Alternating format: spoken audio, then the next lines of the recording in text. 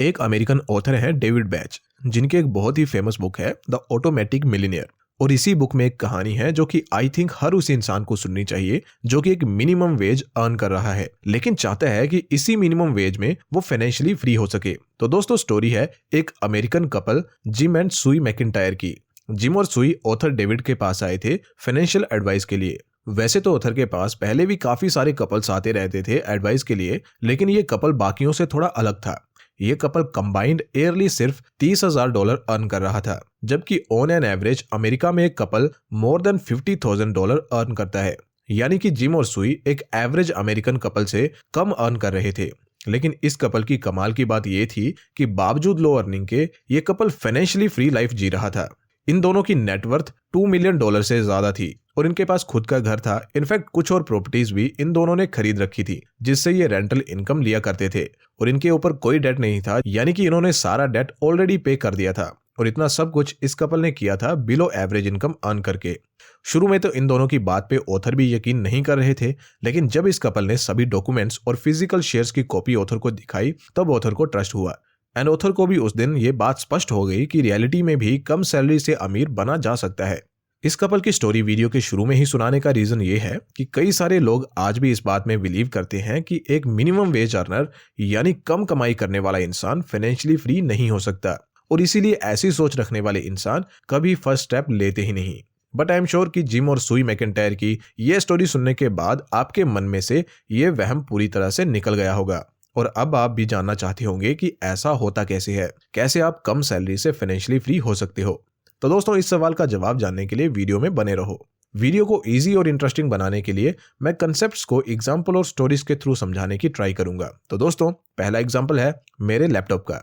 वैसे तो मैं एक अच्छा HP का लैपटॉप यूज करता हूं जो हैवी टास्क करने के लिए ही बना है, लेकिन स्टिल जब मैं इसमें डिफरेंट सॉफ्टवेयर्स में एक साथ काफी समय तक काम करता हूं, जैसे कि वीडियो एडिटिंग सॉफ्टवेयर, एक्सेल या फिर कोई वीडियो कन्वर्टर सॉफ्टवेयर एटसेट्रा, तो ये भी लैग करने लगता है, ओवरहीट हो जाता है, और कई बार तो इसकी विंडो भी क्रैश हुई है ज्यादा लोड की वजह से।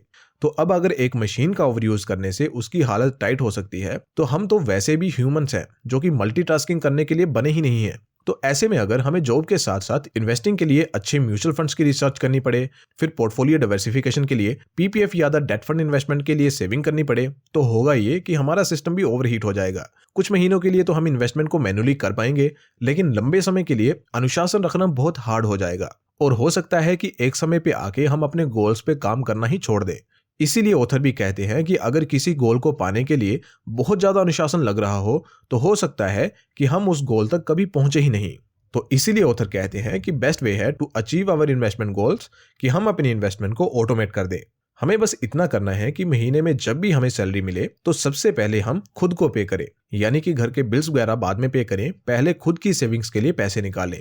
और ऐसा हम मैन्युअली करने लगे तो शायद 1-2 बार कर लेंगे, लेकिन फिर वहीं सेम सिचुएशन पे वापस आ जाएंगे।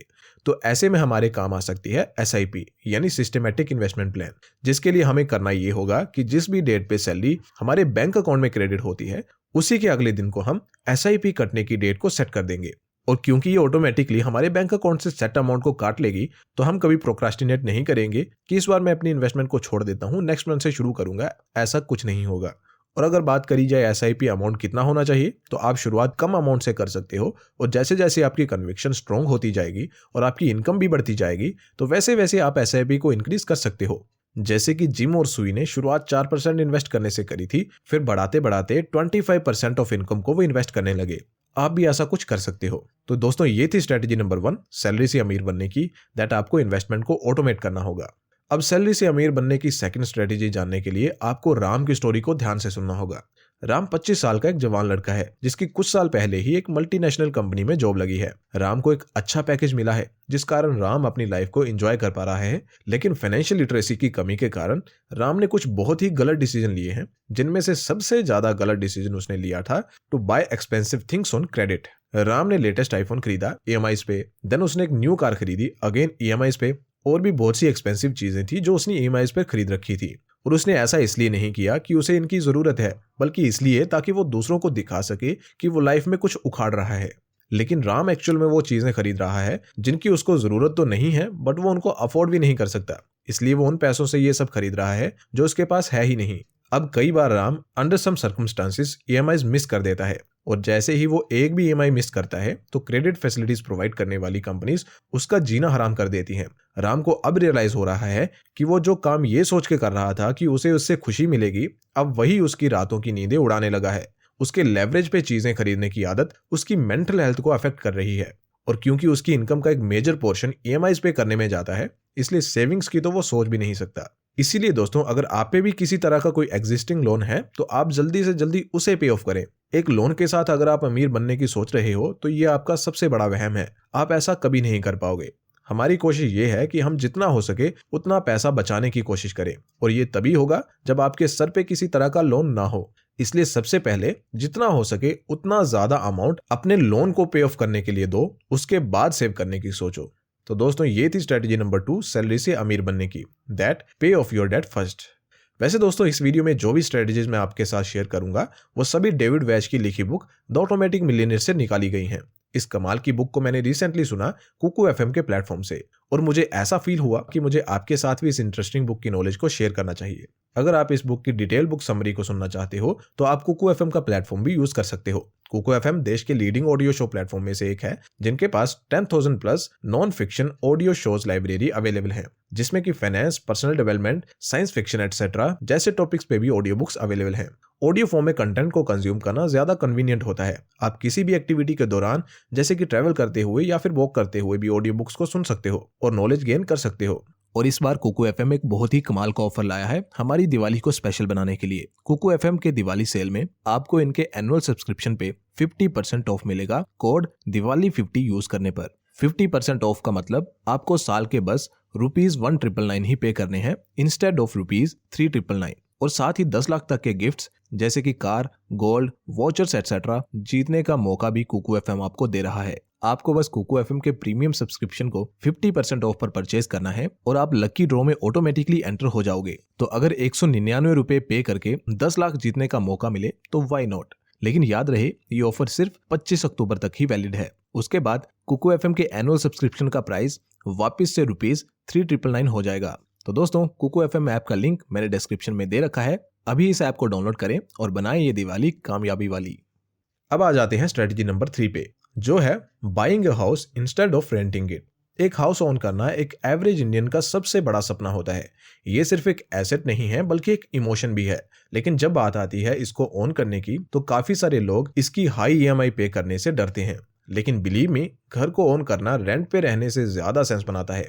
बिकॉज जब हम होम लोन के अगेंस्ट ईएमआई पे कर रहे होते हैं तो हर एक ईएमआई के साथ तो वो घर हमारा होता चला जाता है, जबकि रेंट का फायदा सिर्फ हाउस ओनर को होता है। वो पैसा हमारी जेब से तो निकलेगा लेकिन हमारे लिए कुछ क्रिएट नहीं करेगा।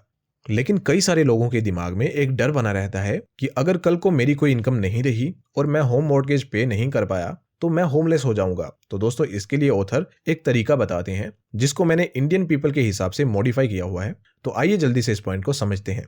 मान लो कि एक कपल है जो कि काफी समय से रेंट पे रह रहा है, लेकिन उनका सपना है कि वो एक घर ओन करें।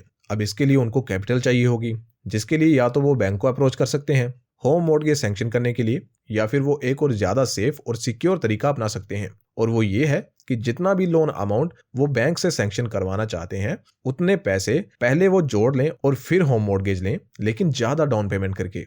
फॉर एग्जाम्पल, अगर वो कपल 50 लाख रुपए का घर बाय करना चाहते हैं तो उन्हें 5,000 रुपए की ईएमआई किसी म्यूचुअल फंड या इंडेक्स फंड में स्टार्ट करनी चाहिए, जहां से उनको एटलीस्ट 12% के कंपाउंडेड रिटर्न्स मिल सके फॉर एटलीस्ट 20 ईयर्स। तो आप देख सकते हैं ऐसा करने से उनके पास 58 लाख रुपए तक जुड़ जाएंगे। अब वो कपल ये कर सकता है कि अपनी थोड़ी इन्वेस्टमेंट को सेल कर दे, फॉर एग्जाम्पल 50% को सेल कर दे और उतने की डाउन पेमेंट कर दे, और बाकी से वो ईएमआई पे करते रहें।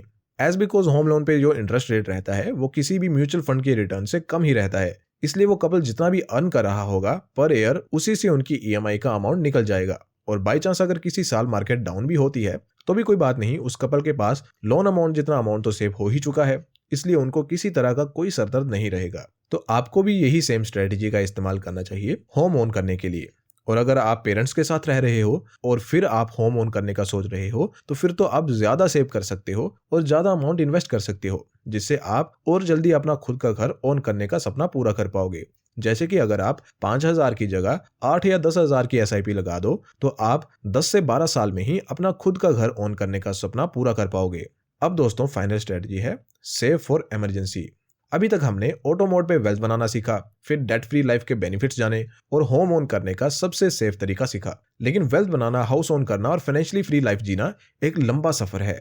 इस बीच अगर कोई ऐसा क्राइसिस आ जाए जिसमें आपके पास कोई इनकम ना रहे कुछ महीनों के लिए, तो आप क्या करोगे? हर एक स्पीशीज जो कि इस दुनिया में है उनके लिए सबसे इंपॉर्टेंट चीज है सर्वाइवल। और बात करी जाए ह्यूमन सर्वाइवल की तो पैसे के बिना एक इंसान का सर्वाइव करना बहुत मुश्किल है, खास करके आज के समय पे। हम चाहे जितना भी ऑप्टिमिस्टिक रह लें, लेकिन इस फैक्ट को डिनाई नहीं कर सकते कि बुरा समय बिना पूछे बेवक्त आ सकता है। जैसे कि कोविड के टाइम पे हुआ, एकदम से वक्त, जज्बात, हालात सब बदल गए और जो लोग ऐसे समय में रेडी नहीं थे उनके साथ क्या हुआ ये भी आप जानते ही होंगे। इसलिए एक इमरजेंसी फंड का होना मस्ट है। मिनिमम 6 मंथ्स का इमरजेंसी फंड आपके पास होना ही चाहिए, जिसकी कैलकुलेशन आपको ऐसे करनी है। जितना भी आपका मंथली एक्सपेंस है उसे आप 6 से मल्टीप्लाई करोगे और जितना भी अमाउंट आएगा उतना अमाउंट आपको एज इमरजेंसी सेव करना है। आप ज्यादा भी सेव कर सकते हो, जैसे कि 12 या 15 महीनों के लिए भी सेव कर सकते हो। जितना आपको सेफ लगे उतना आप रख सकते हो। तो दोस्तों ये थी एक शॉर्ट समरी एक famous book the automatic millionaire की। अगर आप इस समरी को या इस जैसी और हजारों समरीज को ऑडियो फॉर्म में सुनना चाहते हो तो आप कुकू एफएम ऐप को भी डाउनलोड कर सकते हो, जिसका लिंक मैंने डिस्क्रिप्शन में दे रखा है। So that's it for today दोस्तों। होप आपको वीडियो पसंद आई है। अगर हाँ तो वीडियो को लाइक करो और ऐसी ही और वीडियोस को फर्दर देखने के लिए चैनल को भी सब्सक्राइब करो।